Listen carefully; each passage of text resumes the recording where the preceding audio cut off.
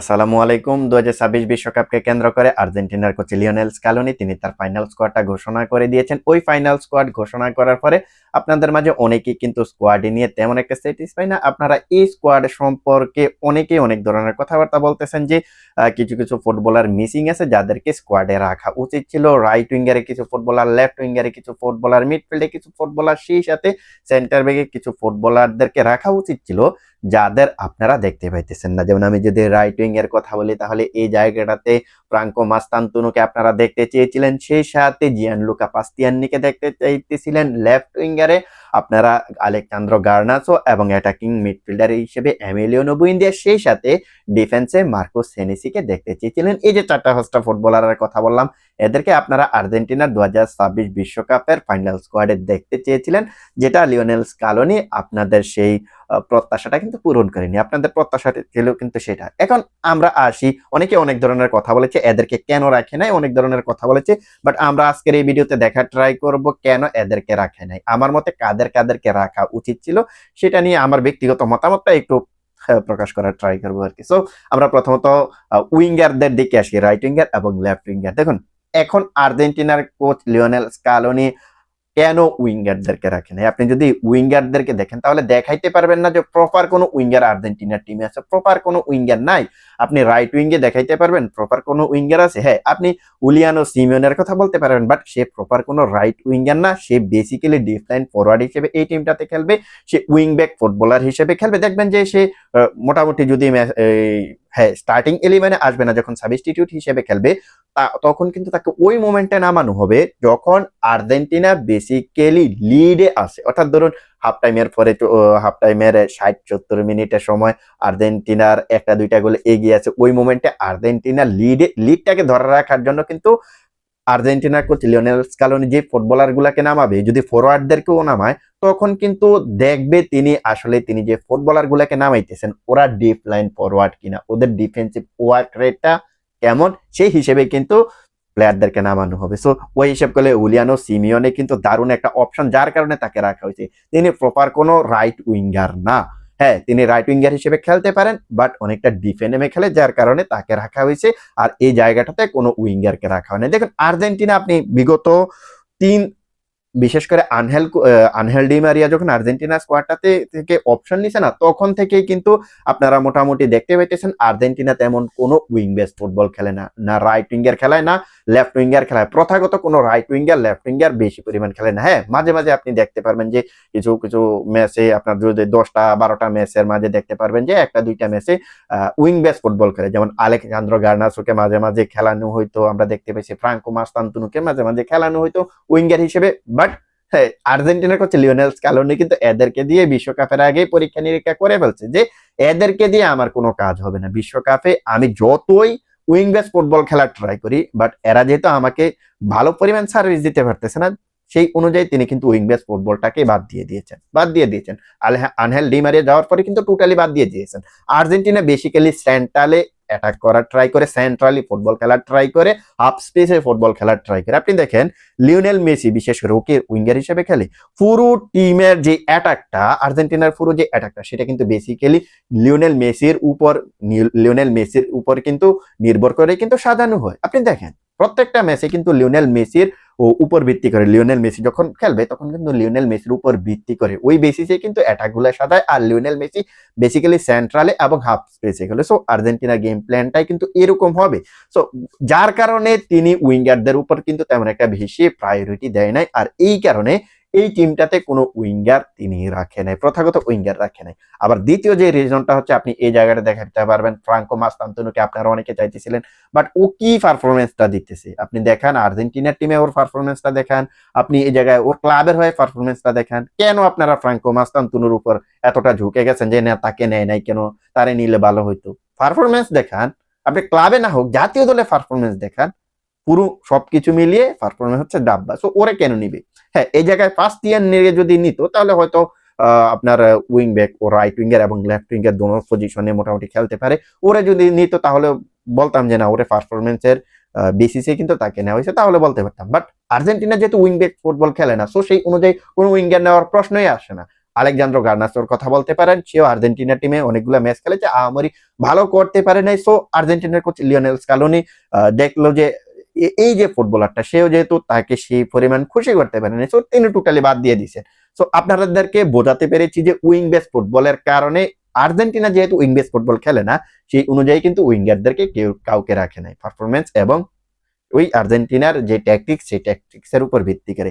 এবার আমরা আসি এমিলিয়ানো বুইন্দার দিকে। দেখুন এই ফুটবলারটা সত্যি কথা বলতে অবশ্যই আর্জেন্টিনার জাতীয় টিমের স্কোয়াডে অবশ্যই ফাইনাল যে আর্জেন্টিনার একাদশে থাকার মতো যোগ্য একজন ফুটবলার। তো এখন তাকে কেন নেওয়া হয়নি? দেখুন তাকে এই জন্য নেওয়া হয় নাই, তিনি বেসিক্যালি ওই থিয়াগো আলমাদার পজিশনটাতে খেলে। তো কিছুটা আপনার মনে করেন যে এই জায়গাটাতে নাম্বার 10 এর মতন একজন ফুটবলার আপনি তাকে ধরে নিতে পারেন, নাম্বার 10 এর মতো রোলটা তিনি প্লে করে। তো ওই জায়গা থেকে এই জায়গাটার কথা বললাম, থিয়াগো আলমাদার কথা। ও যেহেতু আগে থেকে আর্জেন্টিনার এই টিমটাতে মিতুল হয়ে গেছে, বিশেষ করে তিনি আর্জেন্টিনার জার্সিতে যখনই নামেন তখন মোটামুটি ভালো পারফরমেন্স করতে পারেন, সেই বেসিসে কিন্তু তিনি যেহেতু পরীক্ষিত ফুটবলার, সেই অনুযায়ী বিশ্বকাপকে কেন্দ্র করে ওই থিয়াগো আলমাদাকে আর্জেন্টিনার স্কোয়াডে কিন্তু অ্যাড করা হয়েছে। আর এমিলিয়ানো বুইন্দা এতটা ভালো পারফরমেন্স করার পরেও কিন্তু তিনি আর্জেন্টিনার স্কোয়াডে জায়গা পায় নাই।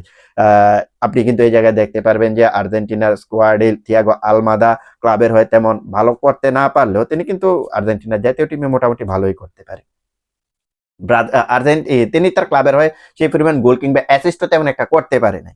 তারপরেও তাকে কিন্তু এক্সপিরিয়েন্স, সেই সাথে ওই আর্জেন্টিনার টিমে যেহেতু ভালো করতে পারতেছে, সেই অনুযায়ী তাকে রাখা হয়েছে। সো আরেকটা রিজন হচ্ছে এই জায়গাটাতে কিন্তু নাম্বার 10 এর অভাব নাই। আপনি এই জায়গাটাতে নিকো ফাজের মতো ফুটবলারদেরকে খেলাইতে পারবেন নাম্বার 10 এর রোল হিসেবে, সেই সাথে আপনি এই জায়গাটাতে ও জিওভানি লো সেলসোকে দিয়েও কিন্তু নাম্বার 10 এর কাজটা করাইতে পারবেন। সবচেয়ে বড় কথা হচ্ছে লিওনেল মেসির মতন একজন নাম্বার 10 যখন আর্জেন্টিনার টিমে আছে, তো আর কি লাগে?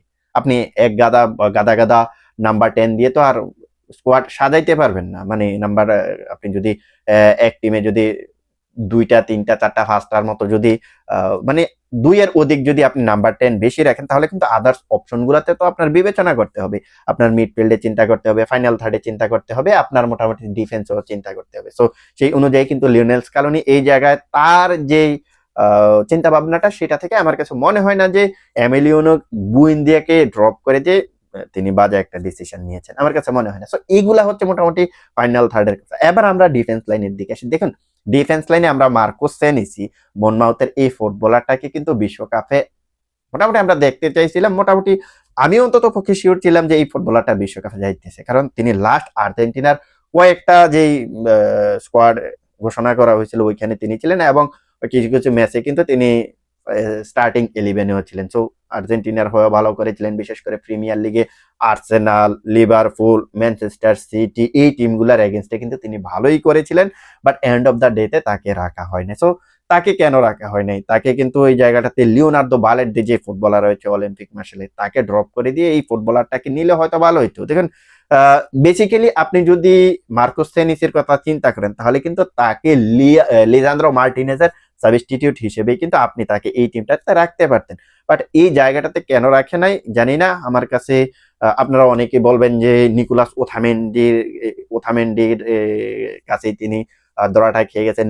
নিকোলাস ওথামেন্ডি যেহেতু একজন এক্সপিরিয়েন্স ওয়ালা ফুটবলার, তার কারণে হয়তোবা মার্কোস সেনেসিকে আর্জেন্টিনা জাতীয় টিমের স্কোয়াড থেকে বাদ দেওয়া হয়েছে, হয়তো এটা বলতে পারেন। বাট আমার কাছে মনে হয় না যে এই কারণে এই জায়গাটাতে টেকনিক্যালি আসলে লিওনেল স্কালোনি কি চিন্তা করতেছে জানি না। তবে আমার কাছে যে জিনিসটা মনে হয় যে ওই লিয়ান্দ্রো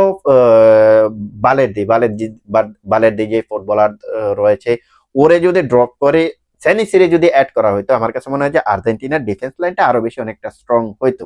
সো এগুলোই হচ্ছে মোটামুটি 4টা-5টা ফুটবলার, এদেরকে নেওয়া হয় নাই। সো আমি যে জিনিসটা এখনো পর্যন্ত মনে করতেছি, আর্জেন্টিনার কোচ লিওনেল স্কালোনি শুধু একটা জায়গাটাতে অন্তত পক্ষে মনে হয় যে কিছুটা হলে উইক ডিসিশন নিয়েছেন, সেটা হচ্ছে সেন্টার ব্যাকের যে জায়গাটা সেটাতে। তারপরেও তার হিসেব ক্যালকুলেশনে তো আর আমাদের মতো হবে না।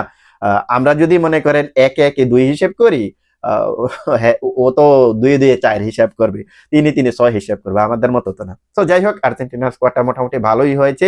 আর আপনারা যারা মনে করতেছেন যে ফ্রাঙ্কো মাস্তান্তুনোকেও দরকার ছিল, আলেকজান্দ্রো গার্নাচোকে দরকার ছিল, এমিলিয়ানো বুইন্দেকে দরকার ছিল, তারপর হচ্ছে ফাস্তিয়ান্নিকে দরকার ছিল, আপনারা যারা মনে করতেছেন, আপনাদেরকে আরো একবার লাস্ট বার বলি, ভাই গাদা গাদা প্লেয়ার তো আপনি নিতে পারবেন না। আপনি যদি এইখানে যদি 4টা ফুটবলার নিয়ে নেন, তাহলে আপনি মিডফিল্ডে কি করবেন?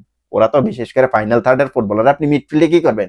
আপনি কি মিডফিল্ডে মনে করেন যে অ্যালেক্সিস ম্যাকঅ্যালিস্টারকে বাদ দেওয়া যাবে? আপনি কি মনে করেন রদ্রিগো ডিপলকে বাদ দেওয়া যাবে? আপনি কি মনে করেন এজিকিউল পালাসিওসকে বাদ দেওয়া যাবে? আপনি কি মনে করেন লো সেলসোকে বাদ দেওয়া যাবে? অথবা ডিফেন্স লাইনে আপনি কি মনে করেন যে নিকোলাস ওথামেন্ডিকে বাদ দেওয়া যাবে? অথবা আপনি কি ফাইনাল থার্ডে মনে করেন যে জুলিয়ান আলভারেস কিংবা লাউতারো মার্টিনেজকে বাদ দেওয়া যাবে? যাবে না তো ভাই, যাবে না। সো ওই আবার আপনি যদি সিমিওনের কথা বলেন, ওকে কি বাদ দেওয়া যাবে? যাবে না ভাই, যাবে না। সো আপনারা ওদেরকেও চাইবেন, আবার ফ্রাঙ্কো মাস্তান্তুনো, পাস্তিয়ান্নি, আলেকজান্দ্রো গার্নাচো সবাইকে চাইবেন, তো এটা তো ভাই হবে না, এটা তো হবে না। তো কাউকে না কাউকে তো স্যাক্রিফাইস করতে হয়। সো যে ফুটবলার গুলার কথা বলেছি, এরাই কিন্তু স্যাক্রিফাইস করেছে আর্জেন্টিনার স্কোয়াডের জন্য। সবকিছু মিলিয়ে আর্জেন্টিনার স্কোয়াডটা মোটামুটি ভালোই হয়েছে। শুধু একমাত্র আমি বলতে চাই যে 2 উইং, মানে 2 উইং না, 2 ফুল ব্যাক, রাইট ব্যাক এবং লেফট ব্যাকে আর্জেন্টিনা কিছুটা উইক আছে। আর তাছাড়া আর কোন জায়গায় আমি আর্জেন্টিনার এই টিমটাতে সমস্যা দেখতে পাইতেছি না। তো যদি উইং ব্যাকরা যদি বিশ্বকাপে যদি ভালো করতে পারে, সো তাহলে আর্জেন্টিনা আরো বিশ্বকাপে চমক দেখাবে, তাতে কোনো সন্দেহ নেই। সবকিছু মিলিয়ে এটাই ছিল মোটামুটি আলোচনা। আমরা পরবর্তীতে আর্জেন্টিনার একাদশটা নিয়ে কথা বলার ট্রাই করব। পরবর্তীতে কোনো একটা ভিডিওতে আর্জেন্টিনার একাদশটা কেমন হইতে পারে সেটা নিয়ে কথা বলার ট্রাই করব। সো আজকে ভিডিওটা এখানে শেষ করতে হচ্ছে, বিদায় নিতেছি। যাওয়ার আগে বলতে চাই, আপনি যদি ফুটবল রিলেটেড এমন এমন ভিডিও দেখতে চান, তাহলে চ্যানেলটা সাবস্ক্রাইব করে রাখতে পারেন। সেই সাথে ফেসবুক থেকে দেখে থাকলে ফলো করে দিতে পারেন। দ্যাটস ইট, আল্লাহ হাফেজ।